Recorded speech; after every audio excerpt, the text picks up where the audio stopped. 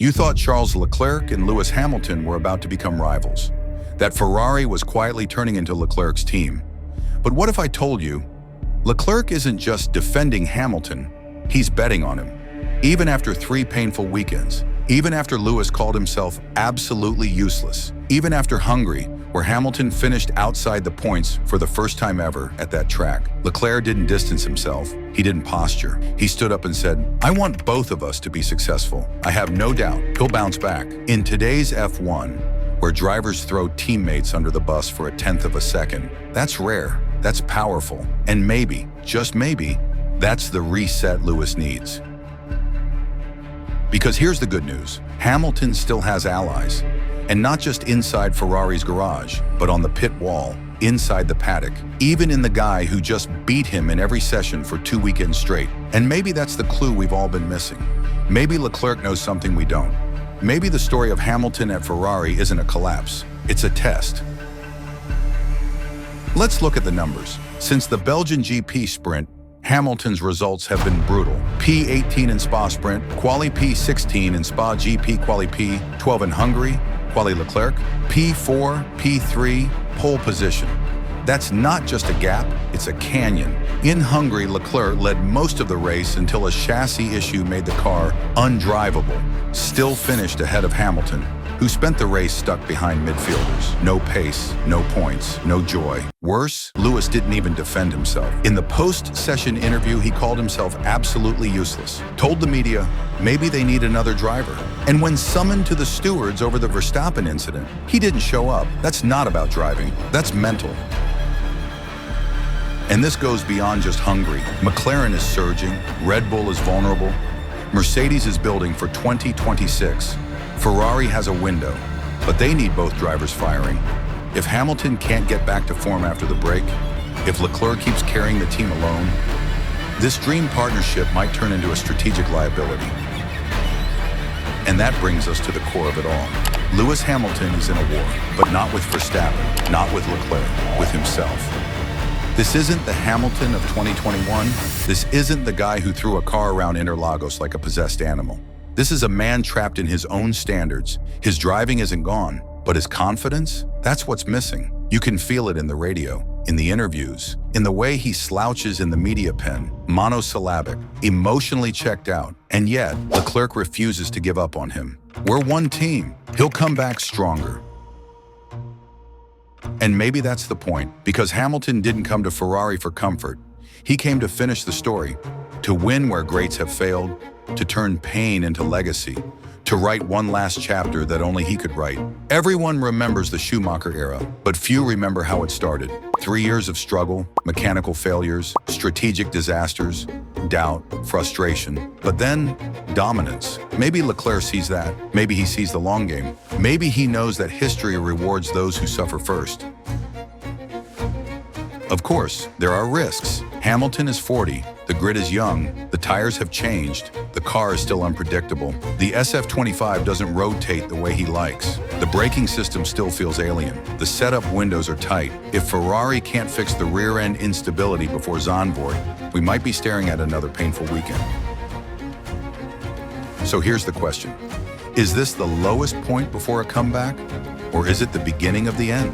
Will Hamilton rise after the summer like he did in 2016? Or will this story drift quietly into regret? Is Leclerc's loyalty a sign of team unity or a farewell gift in disguise? You thought Lewis Hamilton had lost his edge, that he was just getting out-qualified, out-raced, and maybe even outclassed. But what if I told you, Lewis just pulled one of the smartest moves of the season, and most people missed it completely. While everyone was focused on Verstappen's dive bomb at turn 4 in Hungary, Hamilton was playing a different game, not reaction, survival. Because in that split second, he didn't just avoid a crash, he avoided a trap.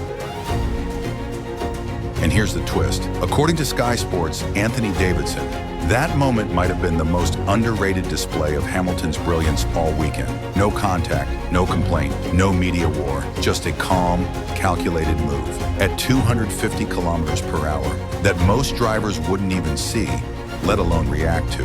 And it gets better. He didn't even show up to the steward's hearing. Why? Because Hamilton knew he'd already won that battle by staying silent.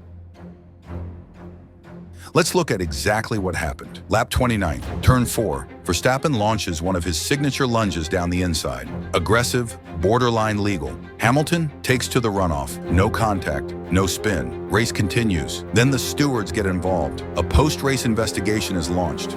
Verstappen shows up. Ferrari sends a rep. Hamilton, he waives his right to attend. Anthony Davidson later explains, many drivers would have turned in and caused contact. Lewis chose not to. That's elite spatial awareness. That's experience. Davidson goes even further. He survived at a speed where most can't even process what's happening. Meanwhile, Max admits, we didn't even touch her. I don't know why there was an investigation, and in a rare moment of agreement, everyone's conclusion is the same. The incident didn't need punishment because Hamilton diffused it before it exploded.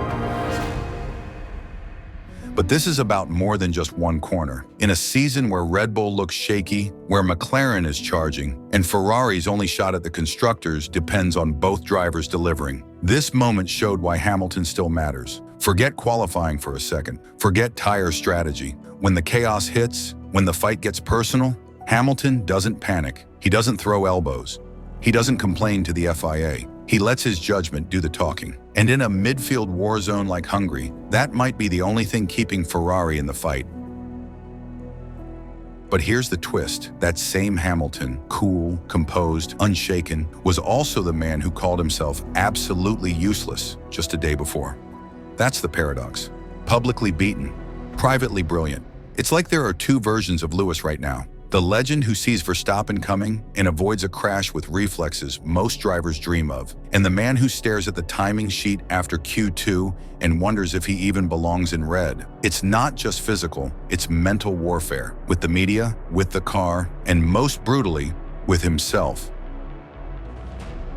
But this is what makes champions different.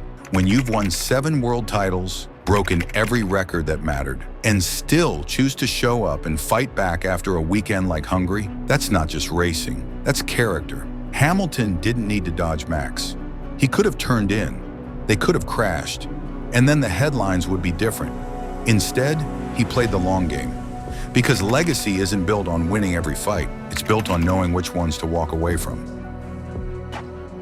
Of course, we have to be honest. Hamilton is in a rough patch. Q2 exits. No points in Hungary, 0 podiums since Miami, and the SF25 still doesn't feel like a car he trusts, especially under braking and in high-speed balance. He's not comfortable, he's not confident, and for now, he's not competitive. But if he can make moves like that in the worst car he's driven since 2009. What happens when Ferrari finally nails the setup?